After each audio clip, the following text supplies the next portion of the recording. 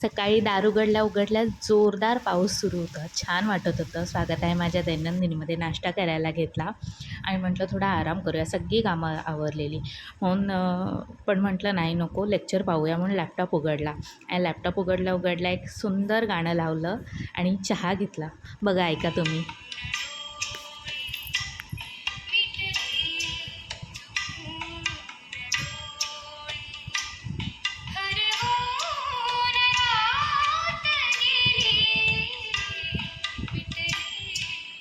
गाणं ऐकून फक्त 15-20 मिनटात मी एक मॅथ्सचं लेक्चर ऐकलं. नंतर बाजारात जावं लागलं भाजी आणायला आणि पुन्हा जेवणाचा पसारा.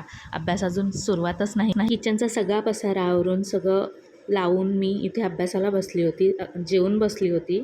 त्यामुळे मला मध्ये झोप पण येते. इथे मी भूगोलाचं ॲनालिसिस माझं पूर्ण झालेलं नाही म्हणून मी तेच पूर्ण करायला घेतलं आहे. डीपमध्ये ॲनालिसिस करते आहे, त्यामुळे मला वेळ लागतो आहे. खरं तर मला खूप गॅपनंतर मी पुन्हा वाचायला सुरुवात केल्यामुळे मला वाचायला पण वेळ लागतो आहे. हे झाल्यानंतर मी मॅथ्स रिझनिंगचा पण अभ्यास केला. 1 तासच केला, फार नाही केला आणि सकाळी 15-20 मिनटं केला होता. कामांमध्ये एवढा वेळ निघून जातो की कळत नाही. अभ्यासाला बसायला मला 2 वाजलेले खरं तर. त्यात मध्ये विचार पण चालू असतात की कसं पूर्ण होणार आहे, कधी पूर्ण होणार आहे. पण नंतर मी विचार सोडून देते की होईल पूर्ण. हळूहळू होईल पूर्ण. एकदाच नको 6-6 तास बसायला. म्हणून मी 4 तासापासूनच अभ्यासाला सुरुवात केली आहे. चला तर मग भेटू पुढच्या ब्लॉगमध्ये. थँक्यू. प्लीज सबस्क्राईब करा माझ्या चॅनलला.